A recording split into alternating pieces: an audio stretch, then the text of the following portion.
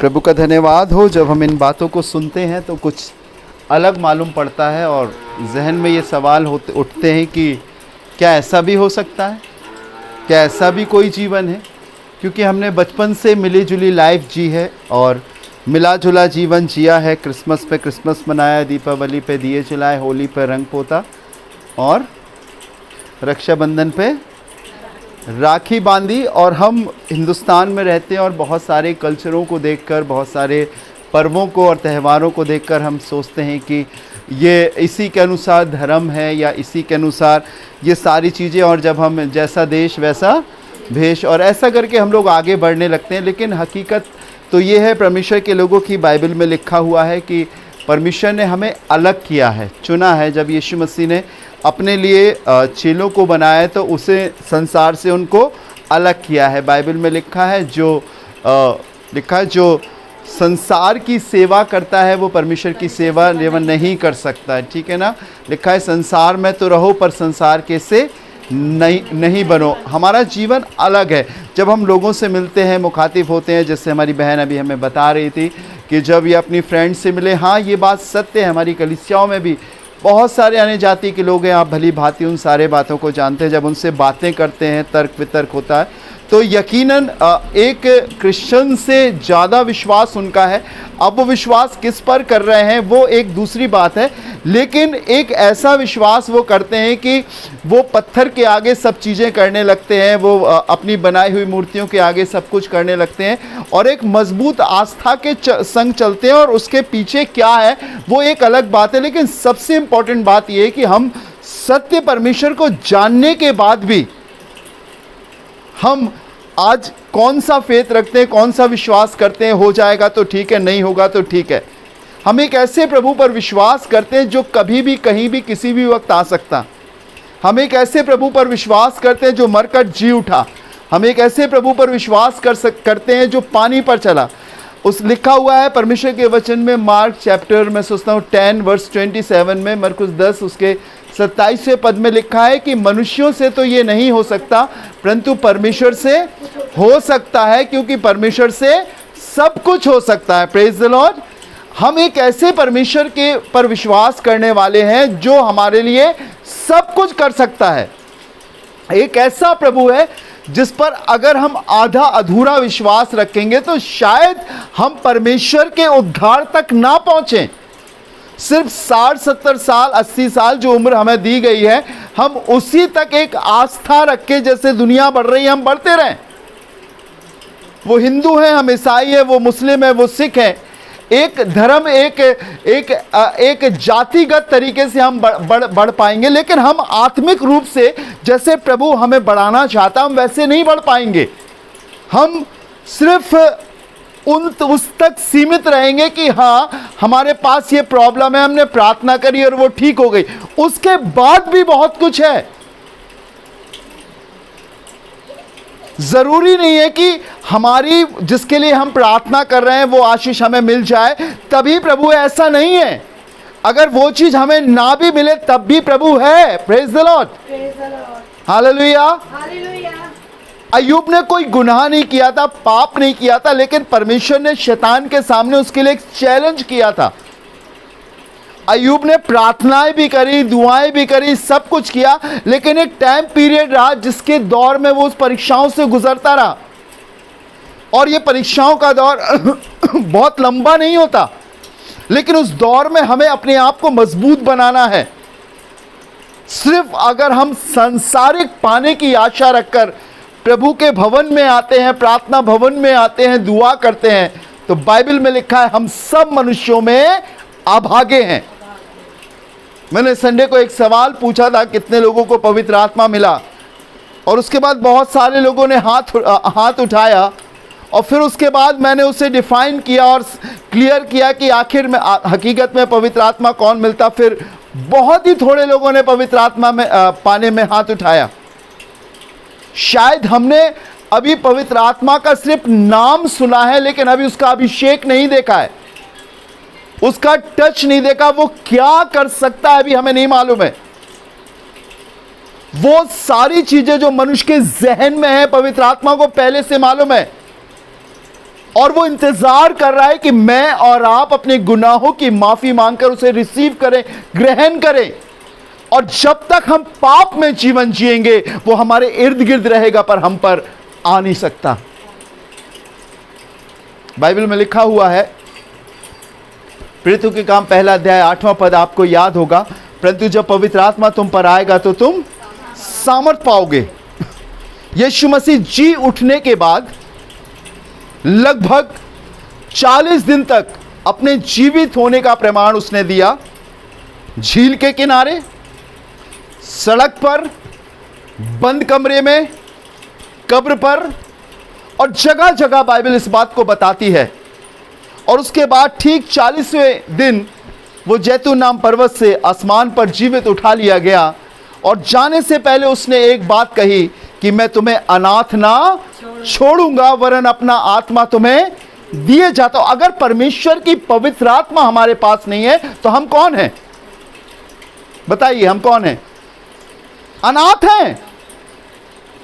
यीशु मसीह जा रहा था तो इसका मतलब उनका नाथ उनके साथ था, उनका प्रभु उनके साथ था। लेकिन जब जा रहा था तो उसने कहा अनाथ ना छोड़ूंगा, वरन अपना आत्मा तुम्हें दिए जाता हूं। मैं पिता से विनती करूंगा, वो तुम्हें एक सहाय। इसका मतलब अगर पवित्र आत्मा हमारे पास नहीं है तो हम अनाथ हैं। संसारिक मां बाप तो हैं हमारे पास, लेकिन आसमानी मां बाप हमारे पास नहीं हैं। और जब वो उठा लिया गया तो बाइबल में लिखा है लगभग 120 लोग, यीशु ने कहा था इस स्थान को मत छोड़ना। लगभग 120 लोग, जिसमें यीशु की माता मरियम भी थी। पेंतीकुस्त के दिन तक, यीशु मसीह के उठाए जाने से पेंतीकुस्त के दिन के बीच में, पेंतीकुस्त का दिन 50वां दिन कहलाता है, 10 दिन का समय था। ये उपरोक्ति कोठरी में जमा हुए और 10 दिन तक लगातार प्रार्थना करते रहे, ना खाया ना पिया, क्योंकि यीशु मसीह ने कहा था तुम इस स्थान को ना छोड़ना जब तक पवित्र आत्मा तुम पर ना आए। और ठीक पेंतीकुस्त के दिन आकाश खुल गया और बाइबल में लिखा हुआ है कि आसमान से पवित्र आत्मा उतरा और उन लोगों पर आग की सी जीवें फटती हुई दिखाई दी। और जैसा परमेश्वर की आत्मा ने उनकी अगुवाई करी, वो अन्य अन्य भाषा बोलने लगे। लोग वहां बहुत थे, लोगों को कुछ तमाशा बना रहे थे।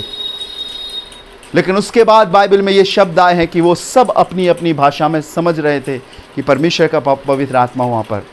ये है क्या पवित्र आत्मा? क्यों जरूरी है? मैंने बताया था एक दिन, जब तक हम पवित्र आत्मा नहीं प्राप्त करेंगे हमारा पूरा उद्धार नहीं हो पाएगा।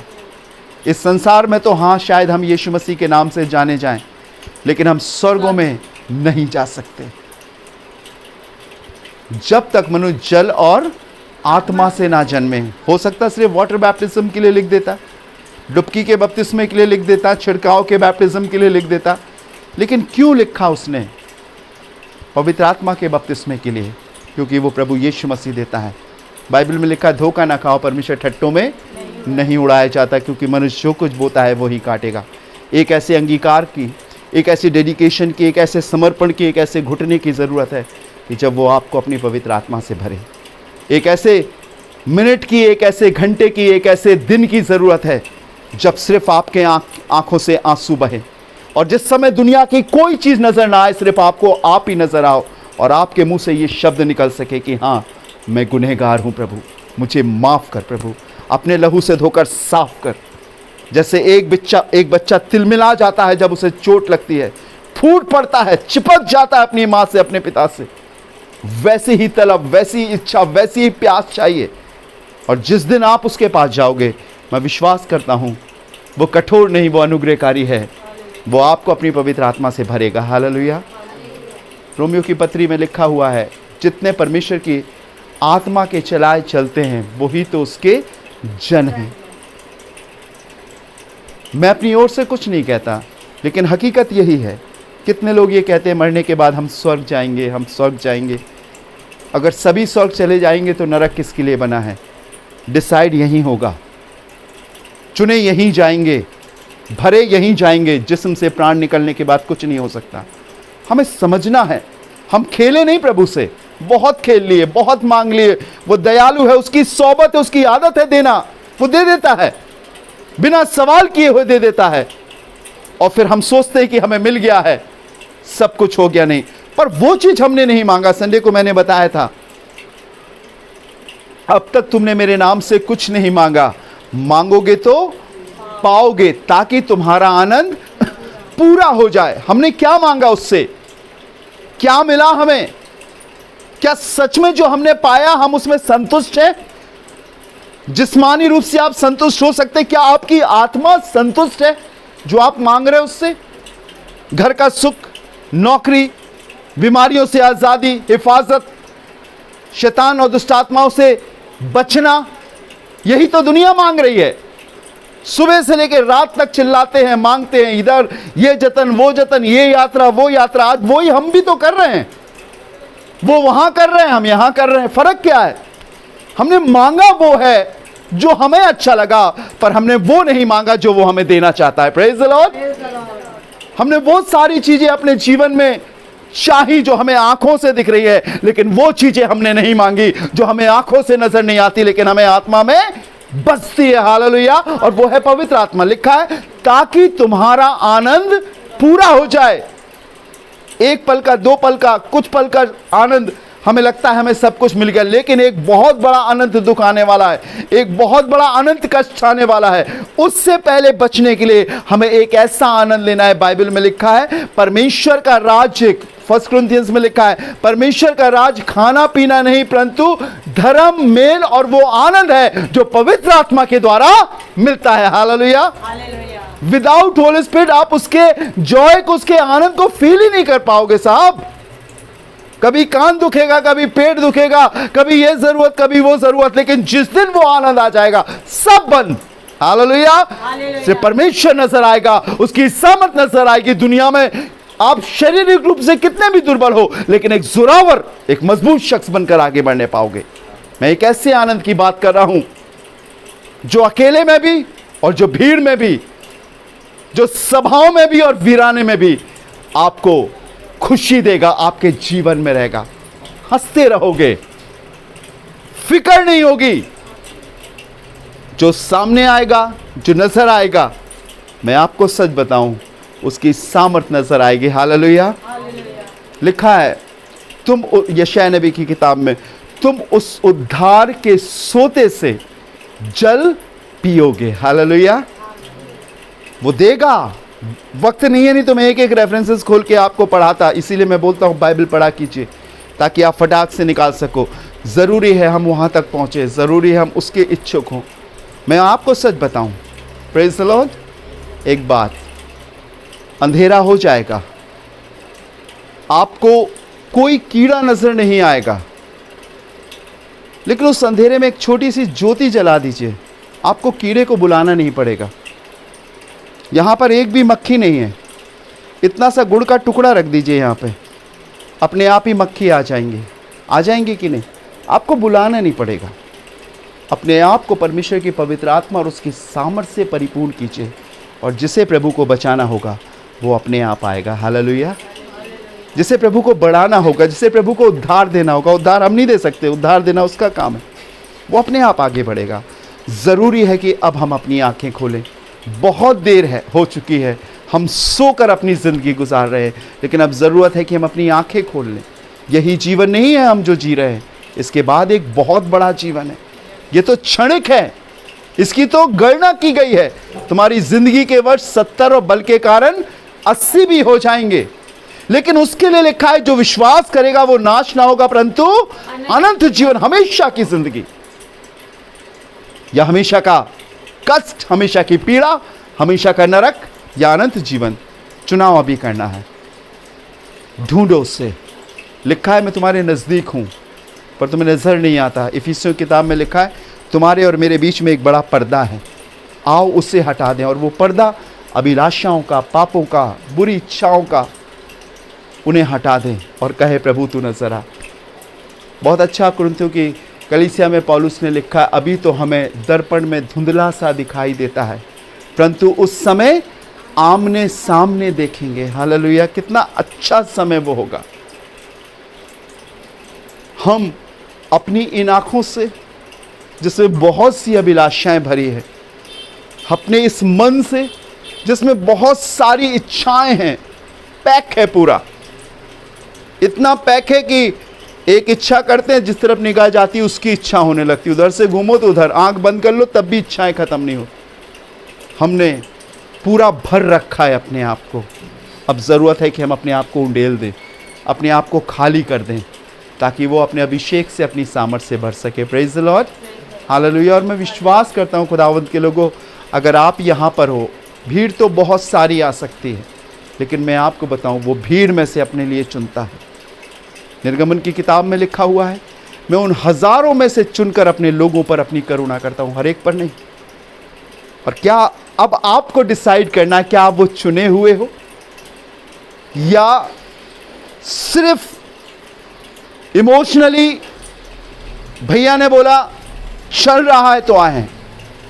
डिसाइड करो, चुनो, कहो अपने जीवन में कि नहीं, मैं सिर्फ बुलाया हुआ नहीं, लेकिन मैं चुना हुआ हूं। प्रभु, मैं तेरी ऐसी बेटी बनकर दिखाऊंगा, ऐसा बेटा बनकर दिखाऊंगा जो तेरी आत्मा से भरा हुआ होगा। हाँ, मैं कमज़ोर हूँ, मैं दुर्बल हूँ, मैं निर्बल हूँ, शायद मुझे नॉलेज नहीं, लेकिन मैं आपको बताऊँ, बाइबल में ये भी लिखा है कि प्रभु ने ऐसे ही लोगों को चुना है। हालेलुया। प्रभु आपको बहुत बरकत दे। May God bless you. आगे बढ़ो, पीछे मुड़कर ना देखो, ये देखो कि ये मौका आपको मिला है। और मैं देख रहा हूँ बहुत बड़ी भीड़ है जो इंतज़ार कर रही है आपका। एक बहुत बड़ा समाज है जो इंतज़ार कर रहा है आपका। कैसे जाओगे, क्या बताओगे, क्या सुनाओगे? सिर्फ यही बोलते रहोगे तुम्हें बुखार है, दुआ करेंगे तो ठीक हो जाएगा, कर्जा है तो अदा हो जाएगा, नौकरी लग जाएगी, ये तो दुनिया बोल रही है। हमें क्या बोलना है? जब आप प्रभु के पास आओगे तो आपका पूरा पूरा उद्धार हो पाएगा। हालेलुया। प्रभु आपको निजात दे सकेगा। हम आपके लिए नहीं मांगेंगे, आप खुद मांगोगे वो देगा, लेकिन आप उससे वो मांगे जो वो चाहता है कि आप मांगे, और वो है परमेश्वर की पवित्र आत्मा। हालेलुया। प्रभु आपको बहुत आशीष दे। May God bless you. आइए अपनी आंखों को बंद करेंगे, प्रार्थना करेंगे। Thank you Jesus. हालेलुया। राजाओं के राजा, प्रभु के प्रभु, हम आपका धन्यवाद देते हैं, आपकी स्तुति और महिमा करते हैं। हम जानते हैं प्रभु ये भेद बड़ा है, अगम्य है, हमारी बुद्धि, हमारी समझ, हमारी नॉलेज से कहीं अधिक बढ़कर है। हम तो नाचीज़ हैं प्रभु, इस योग्य भी नहीं कि खुदावन तेरे खादिम या तेरे दास कहलाए, लेकिन प्रभु ये तेरा अनुग्रह है कि हम तेरे कलाम को, उस सामर्थी खुदावन के कलाम को अपनी तुच्छ जुबानों से बता रहे हैं। प्रभु हम निर्बल हैं, कमज़ोर हैं, बहुत चीज़ें ऐसी हैं प्रभु जो शायद हमारे जीवन में नहीं होनी चाहिए, लेकिन खुदावंद आप अनुग्रहकारी हैं। और आज हम यही इच्छा रखते हैं, हमारी दिली ख्वाहिश यही है खुदावंद, तेरे बेटे और बेटियों पर बनिस्बत इसके कि मुझ पर भी रहम कर खुदावंद, और सिर्फ वो दिखा खुदावंद जो तू दिखाना चाहता है, सिर्फ वो बता खुदावंद जो तू कहना चाहता है। वहां चला प्रभु जो तूने हमारे लिए मार्ग तैयार किया है। हमने शायद जल्दबाजी में आपको पीछे छोड़कर आगे निकल गए हैं, अपनी घरेलू जिंदगी में, अपनी पारिवारिक जिंदगी में, व्यक्तिगत जीवन में इतने खो गए हैं खुदावंद कि हमने तेरी आवाज़ को नहीं सुना। लेकिन आज प्रभु हम तुझसे दुआ करते हैं, ये दुआ सिर्फ मेरी नहीं प्रभु, पर हम सब की है खुदावंद। मौका दे, अनुग्रह कर, और मन की आंखों को खोल ताकि तेरे वचन की सामर्थ को जान सकें, तेरा कलाम इनके जीवन में बहुतायत से बसने पाए, और तेरी पाक रू इनके शिक्षक और टीचर होकर इन्हें सिखा सके, एक मार्गदर्शक होकर सिखा सके। यीशु जी मेरी प्रार्थना, इस घर को बरकत देना, दीदी के जीवन पर, उनकी बेटी के जीवन पर प्रभु। और खुदावंद मेरी दुआ है सिर्फ बरकत ही नहीं, लेकिन यकीनन प्रभु ये पूरा उद्धार पा सकें, पूरा पूरा उद्धार हो सके। मैंने मांगा है खुदावंद, कभी तूने मेरी दुआओं को अनसुना नहीं किया, अपने वक्त के अनुसार दिया है। और आज मेरी यही दुआ है प्रभु, मेरे इस परिवार को शैतान की आगोश से छुड़ाकर अपने राज्य में दाखिले का मौका दे खुदावंद। मैं जानता हूं तेरे खून में वो ताकत है जो बड़े से बड़े गुनाह को धोने के लिए काबिल है। तेरे लहू में वो ताकत है प्रभु जो नासूर के जैसे जख्म को भी प्रभु जी ठीक कर देता और निशान भी बकाया ना रहता। आज ऐसी ही फरियाद करता हूं प्रभु, इस घर की बेटियों पर, इस घर के बच्चों पर, इस घर के मुखिया पर तेरा अनुग्रहकारी हाथ हो। लौटा ले आ खुदावंद, ताकि लोग जानने पाएं कि खुदावंद किसी का पक्षपाती नहीं।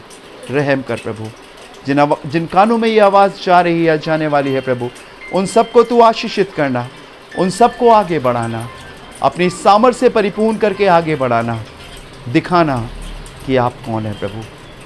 मैं अपनी छोटी बच्ची, अपनी छोटी बहन जॉली के लिए दुआ करता हूँ प्रभु, इस तेरी बेटी को और आगे बढ़ा, अपनी सामर्थ्य से परिपूर्ण कर खुदावंद। और मैं जानता हूँ प्रभु, एक बड़ा संघर्ष करके हर रोज़ करती है, तूने इसे निकाला है प्रभु। इसके कदम कभी पीछे ना हटें खुदावंद। शायद इस संसार में से पिता या माता या अजीज़ों की मोहब्बत ना मिल सके, लेकिन प्रभु इस दुनिया में रहकर ये तेरी बेटी बन जाए, तेरी बेटी कहलाए। तेरी सामर्थ इसके द्वारा, सामर्थ की बातें लोग जानने पाएँ। और मैं चाहता हूँ सिर्फ जॉली ही नहीं, लेकिन जॉली जैसी कलीसिया में बहुत सारी बेटियां पैदा हो जाएं, जो तेरी पाक रूह से भरी और तेरी सामर्थ से परिपूर्ण हो। जैसे आज इसके अंदर ज़ील और धुन है, वैसे ही ज़ील धुन प्रभु जी हर एक के जीवन में आ सके, और तेरे कलाम को, सच्चाई के कलाम को सुनाने के इच्छुक और तलबगार रहें, और यीशु मसीह तेरे राज्य की बढ़ोतरी हो सके, और लोग इस ज़मीन पर उद्धार पाकर अपने लिए स्वर्ग का रास्ता तैयार कर सके। प्रभु सभी को आशीष देना, सुनने वालों को बहुत बरकत देना। खुदावंद यीशु मसीह के नाम से मांगते हैं, आमीन।